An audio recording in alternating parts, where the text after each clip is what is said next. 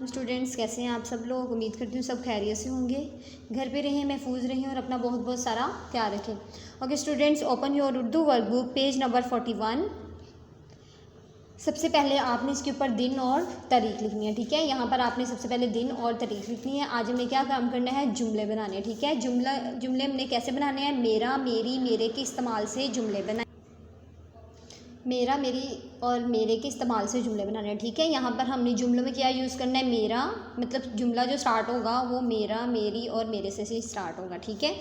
Okay student, सबसे पहले देखें ये क्या बना हुआ है, फूल। अब हमने फूल का जुमला बनाना है तो हम क्या बनाएंगे, फूल के लिए मेरा, मेरी या मेरे क्या आएगा, मेरा। ये मेरा फूल है,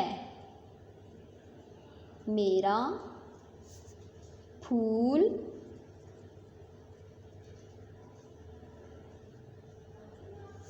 ये मेरा फूल है। लास्ट में आपने इसके आखिर में ख़त्मा लगाना है, ठीक है। ये मेरा फूल है। नेक्स्ट देखिए क्या है, ये दादा, क्या बने हुए हैं, ये दादा। ये मेरे दादा हैं, ये मेरे आएगा ना, ये मेरे दादा हैं।